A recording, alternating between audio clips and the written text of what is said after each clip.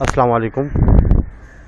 Class 9 اور matric, اس میں ہم پڑھ رہے تھے جو کہ تیسرا چیپٹر ہے اسماعیل میرٹھی، اور یہ بچوں کے عظیم شاعر ہیں اور ان کی تمام نظمیں جو ہیں وہ کلیات اسماعیل میرٹھی، اس میں تمام نظمیں اس میں موجود ہیں اور اس کا تعارف بھی ہو چکا ہے، اور تقریباً جو ہے یہ 4 اشعار کی تشریح بھی ہو چکی ہے. اس کے بعد شعر نمبر 5، اس میں اسماعیل میرٹھی لکھتے ہیں: چراغ ایسے روشن جو بن تیل ہیں، یہ تیری ہی قدرت کے سب کھیل ہیں. اسماعیل میرٹھی فرماتے ہیں شعر میں، اور شعر میں اللہ رب العزت کی عظمت کو بیان کر رہے ہیں کہ اللہ تعالیٰ نے ستارے، آسمان کے ستارے جو بنائے ہیں یہ آسمان کے چراغ ہیں، اور یہ بغیر تیل کے روشن ہوتے ہیں. چراغ ایسے ہیں کیونکہ چراغ جو ہے اس میں دیا وغیرہ جو ہوتے ہیں چراغ ہیں، اس میں تیل وغیرہ کی ضرورت پڑتی ہے، لیکن یہ ایسے چراغ ہیں ستارے، اس میں تیل کی ضرورت نہیں پڑتی، بغیر تیل کے روشن ہیں اور اپنی روشنی خود ہی پیدا کر رہے ہیں. آج سائنس بھی اس بات کو تسلیم کرتا ہے. یہ سب اللہ تعالیٰ کی قدرت کے مظاہر ہیں. اس کی قدرت ساری کائنات پر محیط ہے. بڑے سے بڑے ستارے اور سیارے سے لے کر ریت کے معمولی ذرے تک ہر شے اس کی تابع ہے، اس کی طاقت کے آگے بے بس ہیں. تو یہاں پہ بتایا جا رہا ہے کہ چراغ ایسے روشن جو بن تیل ہیں. ستاروں کی جو بات ہو رہی تھی، تاروں کی جو بات ہو رہی تھی، سیاروں کی جو بات ہو رہی تھی، یہ تمام کی تمام جو ہے بغیر تیل کے ہیں، اس میں کوئی تیل وغیرہ کی ضرورت نہیں پڑتی. اس کے علاوہ اللہ تعالیٰ کی ہم بیان کرتے ہوئے فرما رہے ہیں کہ یہ تیری ہی قدرت کے سب کھیل ہیں. اللہ، یہ آپ ہی ہیں جو اس پورے نظام کو چلا رہے ہیں، آپ کے علاوہ کوئی چلانے والا نہیں ہے. اس کے بعد اگلے شعر میں اسماعیل میرٹھی فرماتے ہیں: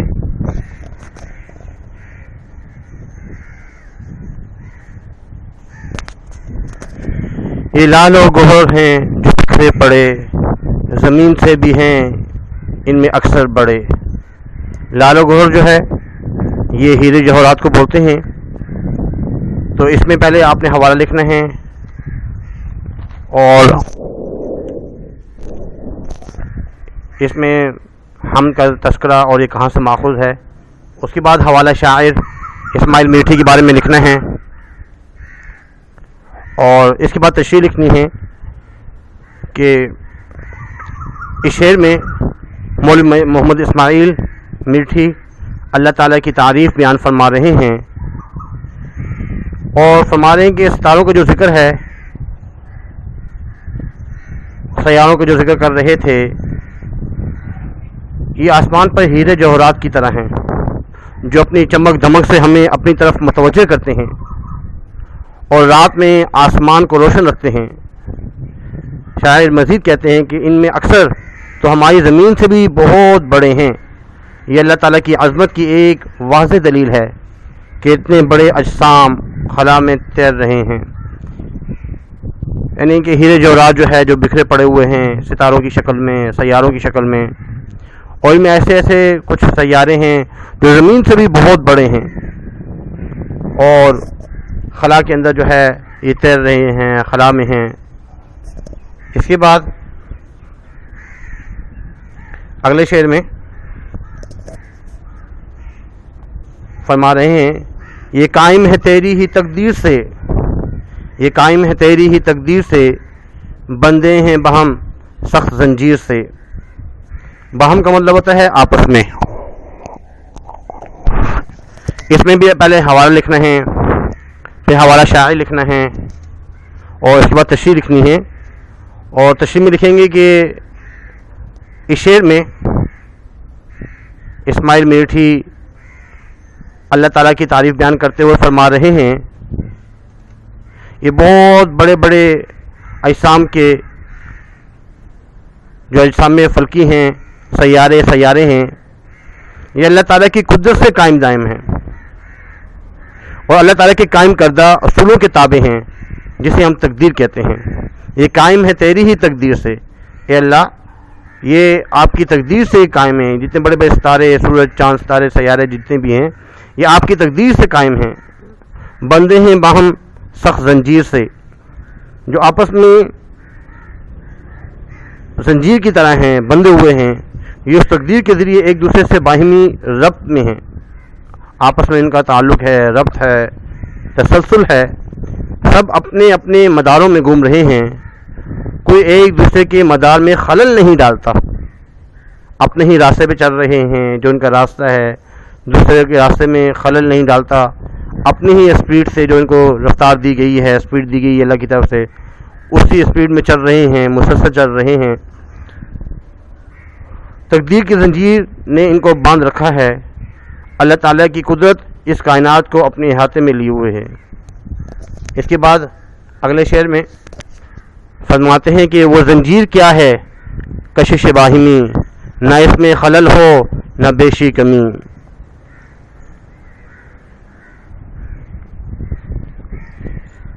اس میں جو کشش باہمی ہے، اس کا مطلب ہے آپس میں جوڑے رکھنے کی طاقت۔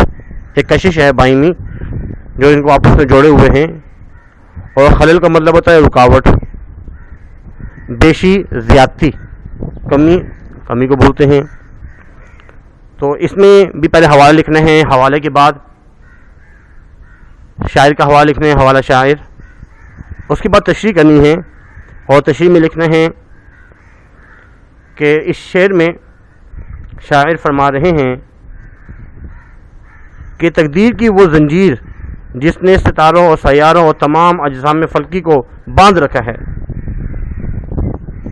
وہ ان کی آپس میں کشش ہے۔ اس کشش کو آج سائنس کشش ثقل کا نام دیتی ہے۔ کشش ثقل، ایک دوسرے کو جو ہے گریویٹی، ایک دوسرے کو جو کھینچ رہی ہے، آپس میں کشش کر رہی ہے، یہی کشش ان اجسام فلکی کو اپنے مدار میں قائم دائم رکھتی ہے۔ دوسرے اجسام فلکی کے مدار میں خلل یا رکاوٹ پیدا نہیں ہوتی، اور نہ ہی ایک ہی وجہ سے دوسرے میں کوئی کمی بیشی ہوتی ہے۔ یہی اللہ تعالیٰ کا قانون ہے اور یہی ان کی تقدیر ہے۔ کشش ثقل کی وجہ سے آپس میں جو کشش ہے، اس کی وجہ سے وہ زنجیر کی طرح کی مانند جو ہے نا آپس میں ہیں، اپنے ہی مدار میں چل رہے ہیں، نہ اس میں کوئی خلل ہے، نہ کمی نہ بیشی، اپنے ہی مدار میں چل رہے ہیں ایک ہی وقت میں۔ اس کے بعد اگلا جو شعر ہے اس میں فرمایا جا رہا ہے ان سب کا آئین ایجاد ایک، ہنر ایک ہے اور استاد ایک۔ آئین ایجاد کا مطلب ہے بننے کا ایجاد، بننے کا اصول۔ آئین اصول کو بولتے ہیں، اور ایجاد بننے کا اصول، تخلیق کا قاعدہ ایک ہی ہے۔ یہ شعر نمبر 9 ہے اور آخری شعر ہے، اور آخری شعر کو مقطع بھی کہا جاتا ہے۔ پہلے شعر کو مطلع کہتے ہیں، جہاں سے کوئی ہم نظم وغیرہ جو ہے غزل شروع ہوتی ہے اس کو مطلع کہتے ہیں، اور آخری شعر کو مقطع کہتے ہیں۔ اس میں بھی سب سے پہلے حوالہ لکھنا ہے، پھر حوالہ شاعر لکھنا ہے، اس کے بعد یہ لکھنا ہے کہ تشریح میں اس شعر میں شاعر محمد اسماعیل میٹھی فرما رہے ہیں کہ ساری کائنات اور اس کے اندر تمام اشیاء کی تخلیق کا اصول بھی ایک ہے۔ جتنی بھی اللہ تعالیٰ نے کائنات بنائی ہے اور اس کے اندر جتنی بھی چیزیں ہیں، ان سب کا ایک ہی اصول ہے۔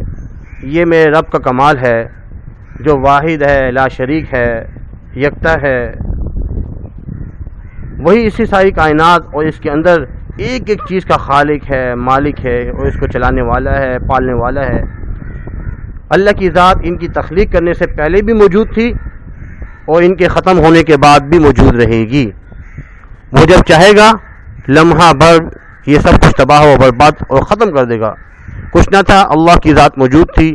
ایک وقت آئے گا ہر چیز ختم ہو جائے گی، فنا ہو جائے گی.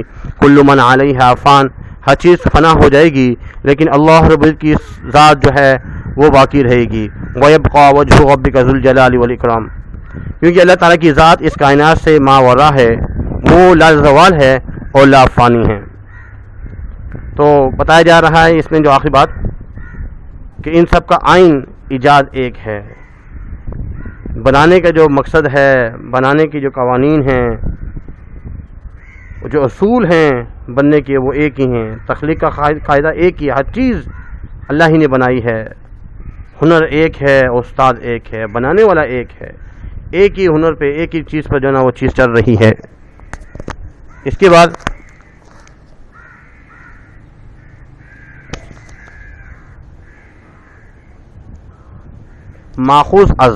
ماخوذ عربی زبان کا لفظ ہے جس کا مطلب ہے اخذ کیا ہوا، نکالا ہوا، لیا ہوا. یہ جو نظم ہے یہ لی گئی ہے، یعنی بہت سی جو کتابیں ہوتی ہیں کسی کتاب سے لی گئی ہوتی ہے. اور از فارسی کا لفظ ہے، اس کا مطلب ہے سے، فلاں کتاب سے لیا گیا ہے. یہ نظم کس سے لی گئی ہے؟ کلیات اسماعیل میٹھی کی جو کتاب ہے جس میں تمام نظمیں موجود ہیں اس کا نام ہے کلیات اسماعیل. تو یہ جو نظم ہے کلیات اسماعیل سے لی گئی ہے. اس کے بعد اس کا خلاصہ ہے. خلاصے میں فرمایا جا رہا ہے کہ مولوی محمد اسماعیل میٹھی اپنے اس حمد میں کہتے ہیں یا اللہ تیرے سوا کوئی رب نہیں، اگر تو نہ ہوتا تو کچھ نہ ہوتا. تیرا تصور کرنے کی ہم میں طاقت اور ہمت اور طاقت نہیں. ہم تیرا تصور نہیں کر سکتے، اپنے خیالوں میں نہیں لے کے آ سکتے. آپ کو تصور آپ کیسے ہیں؟ تو نے ایک آسمان کی چھت بنا کر ساری کائنات اس میں پھیلا دی، چمکتے ہوئے تارے اس میں پھیلائے جو خود اپنی روشنی پیدا کرتے ہیں. سورج سے چاند روشنی حاصل کرتا ہے، پھر چاند سے جو ہے باقی ستارے سیارے جو ہے وہ روشنی حاصل کرتے ہیں. تو تارے جو ہے اس میں کوئی تیل وغیرہ کی کسی جیسے دیے میں چراغ میں تیل کی ضرورت پڑتی ہے، تو جتنے بھی ستارے سیارے ہیں اس میں یہ خود اپنی روشنی پیدا کر رہے ہیں اللہ کے حکم سے، لیکن اس میں کسی تیل اللہ نے پیدا کیے ہیں، بغیر تیل کے اس میں اس کی ضرورت نہیں پڑتی. اور ان میں سے کچھ تو زمین سے بھی بڑے ہیں، بڑے بڑے سیارے ہیں جو زمین سے بھی بڑے ہیں. یہ سب تیرے حکم اور تقدیر کتابیں ہیں. آپ نے تقدیر میں جو پہلے سے لکھا ہے اور آپ جو ایسے حکم کر رہے ہیں، آپ کے حکم کتابیں ہیں. ہر ایک جو ہے وہ اپنے میدان میں چل رہے ہیں. اس کے بعد بتایا جا رہا ہے ایک کشش باہمی نے ان کو باندھ رکھا ہے، زنجیر کی طرح جو نا کشش باہمی، کشش ثقل بھی کہتے ہیں. آپس میں ایک دوسرے کو جو کشش کر رہے ہیں تو آپس میں ایک دوسرے کو باندھ رکھا ہے، ایک دوسرے کے قریب نہیں آ سکتے، اپنی رفتار میں چل رہے ہیں جس میں کمی بیشی نہیں ہوتی. یہ سب ایک ہی اصول کے تحت بنے ہیں اور ان سب کا بنانے والا بھی ایک ہے. یہ خلاصہ ہوا اس کا. اس کے بعد اس کا مرکزی خیال میں مولوی محمد اسماعیل جو کہ نظموں کے بادشاہ ہیں، بچوں کے شاعر ہیں، اپنی اس حمد میں کہتے ہیں کہ اگر اللہ نہ ہوتا تو کچھ نہ ہوتا. اس کا تصور کرنے کی ہم میں ہمت نہیں. اس نے آسمان جیسی چھت اور چمکتے ہوئے تارے بنائے ہیں جو اسی کے حکم کے تابع تقدیر سے بندھے ہوئے ہیں، ورنہ اپنی حدود سے آگے بڑھتے اور نہ پیچھے ہٹتے ہیں. ان سب کے بننے کا ایک ہی اصول تھا اور ان کا بنانے والا بھی ایک ہی ہے، اللہ ہی نے ان سب کو بنایا ہے. اللہ ہی بنانے والے ہیں، اللہ کے علاوہ کوئی اور بنانے والا نہیں ہے. تو آج جو ہے ہم نے پہلے ہم نے اشعار کی تشریح کر لی تھی. 5 اشعار کی تشریح جو ہے مزید کی، کیونکہ اس ہم نے 9 اشعار ہیں اور ہر شعر میں 2 مصرے ہوتے ہیں، 18 مصرے ہوئے، 9 اشعار 5 اشعار کی تشریح کی، اور خلاصہ مرکزی خیال ملتے جلتے ہی ہیں. مرکزی خیال تھوڑا چھوٹا ہوتا ہے، خلاصہ تھوڑا سا بڑا ہوتا ہے، تو وہ آپ نے اس کو یاد کرنا ہے. آج کے لیے اتنا ہی کافی ہے. انشاءاللہ اس کے بعد ہم اس کی مشق پڑھیں گے. اپنا خیال رکھیں. فی امان اللہ. اللہ حافظ.